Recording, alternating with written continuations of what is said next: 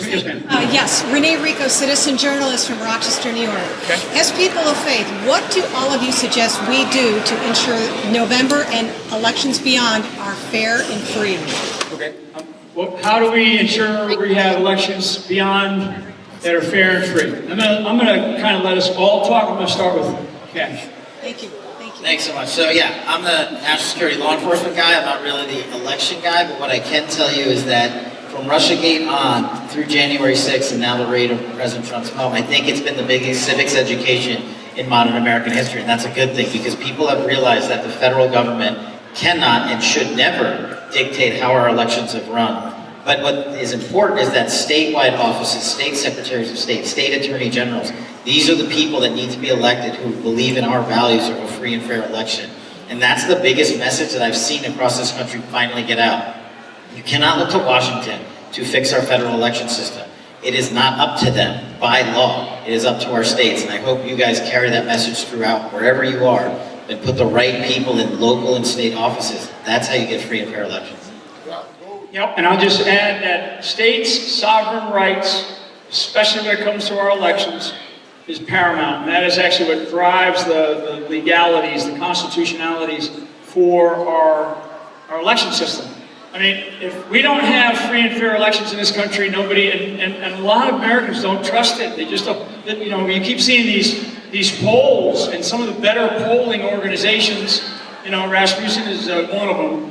83. Yeah, I mean, it's still the number one issue. It's like 83% of the country don't trust our election system. The thing for everybody is that the people of this country, we pay for our election system. So whether it's mail-in ballots or machines, we are paying for those things. That is our property.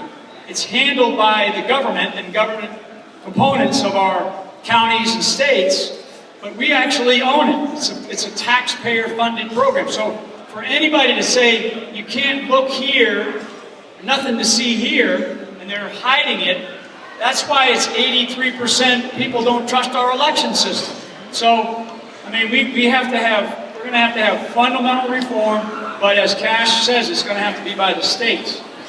Yes, first and foremost, and being a cleric, we got to pray, and we got to keep praying and keep praying and keep praying, because Spirit doesn't absolutely change things, and so that's something that's going to be in the forefront. But one of the things that I'm actually noticing on the campaign trail that definitely needs to turn around is that I'm a conservative, and I'm a diehard conservative, but here's the deal, is that when you find in your states that people who are claiming, let's just say, to be Republican, are not living out that value, or they're completely on the opposite angle, then you can't support them, you can't vote for them. You have to understand what it means to vote for your values, even if in your state your party has been infiltrated. Why vote for the enemy when the enemy shows its face? That's one of the things that I think is extremely paramount. Put your money behind the candidate that aligns with your value, because right now I know that all across America, even within the Republican Party, there's a lot of infiltration.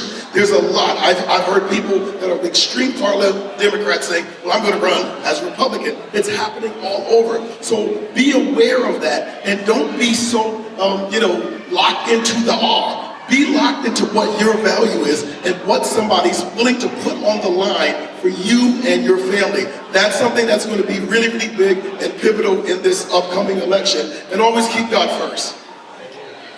I'm going to defer to Patrick on this, as he's an expert in this area. Tricia, that's very kind of you. Thank you. Well, first of all, let me debunk the debunking. May I impose upon you, Tricia, just to hold some, the intellectual debate's over. At the beginning of June, the DHS came out with a report that may as well have just called the Mike Flynn was right report.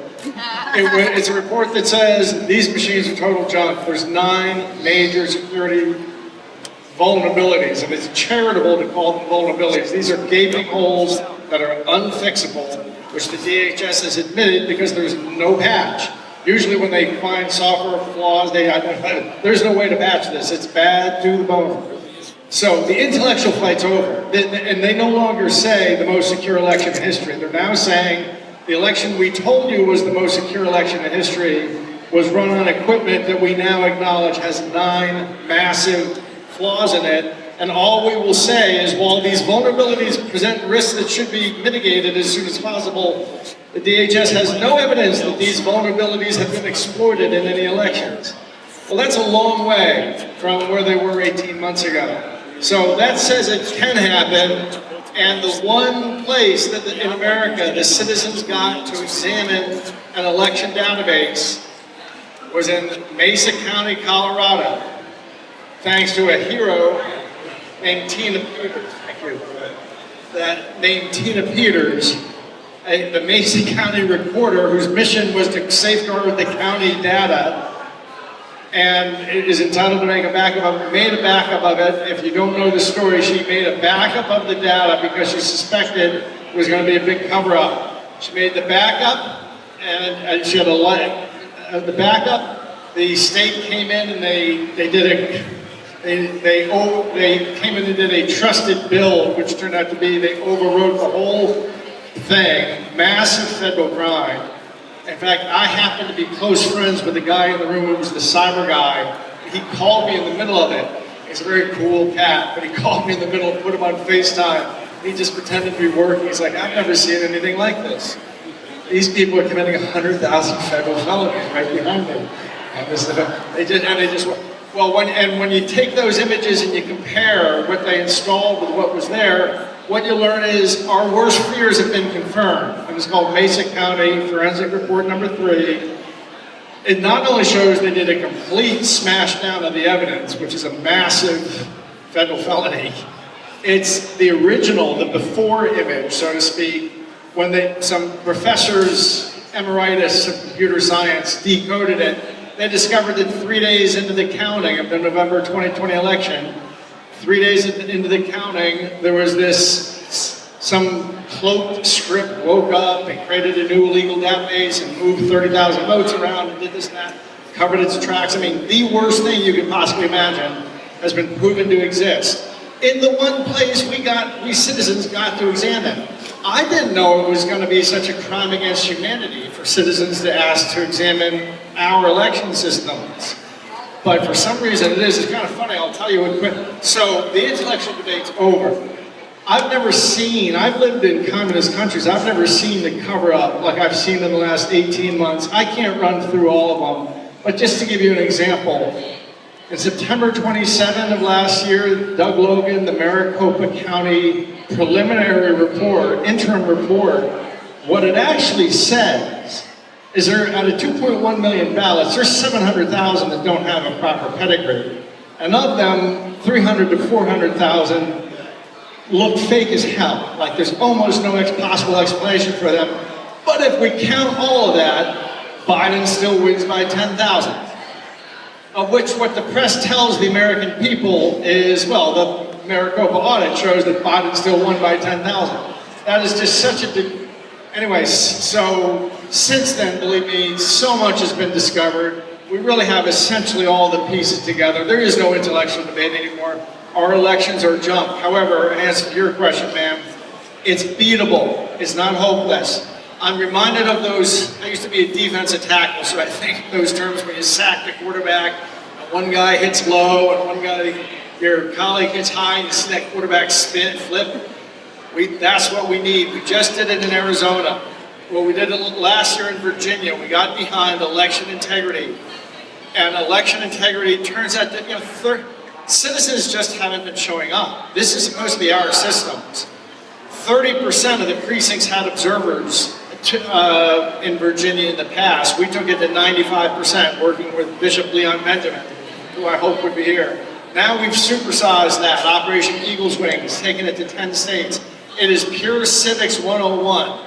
The press tries to portray it as something pernicious or something, I don't know. It's just getting citizens to train as poll watchers and go work as poll watchers. Well, look what just happened in Arizona. 3 candidates, the gubernatorial, the Secretary of State, and the AG, Carrie Lake, Mark Fincham, and Abe Hahnemann, I think. All America First candidates who absolutely, well, they all got through the process. and they become the candidate. That's a combination of the groundwork of election integrity, which comes from the citizens, but that's the kind of work the American Project is doing, and it comes from the citizens turning out. That's the 1-2 punch, and it won in Arizona. It did. We won in Michigan. We're not perfectly happy with the result, but the other thing to know is what we're discovering, like what we're looking at in Nevada. Nevada is corrupt as can be, and it's the Republicans. The Republican establishment is. I used to say that I think the Democratic establishment's 80% corrupt and the Republican establishment's only 60% corrupt. I'm not sure I even believe that anymore. What we're finding, it's all over the country at the local level. There's corruption all the way through. And why I'm talking about Frederick Douglass is because he kept saying, just like you were, I love what you had to say, Julia, it's about embracing our founding principles. And there's nothing more fundamental to our tradition than consent of the governed. That's the most atomic concept of our tradition. And consent of the governed depends on having elections that do not run on junk systems. These things are so penetrating but the way through is for citizens to get involved, and you get involved right now. It works. It's working. It worked for us last year in Virginia. It just worked in a couple. Get involved in New York.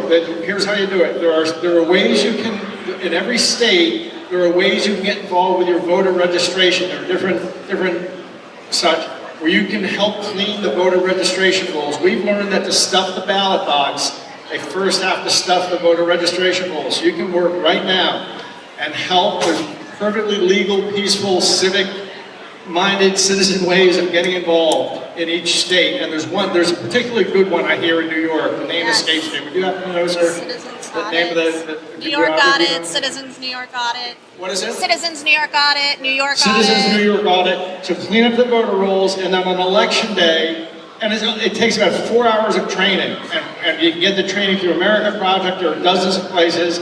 You want to at least be an observer. Even better, you can be a worker, which takes a bit more training. But we're talking about 4 hours of training. If you don't, you're getting a karmic message from your great-grandchildren who are saying they will never taste the sweet air of freedom that you've enjoyed all your life. If you cannot right now, and for the next 13 weeks, get involved. We're not asking much. Do some volunteer work with the voter rolls and get involved as an election worker. We have shown in Arizona and in Michigan and in other places, it actually works. If you do that and you hit them high, they might be able to cheat 5%, 10%. We still think they cheated 10% in Arizona, but it would have been 20% if we hadn't done it. So we can beat them, but this is your last chance.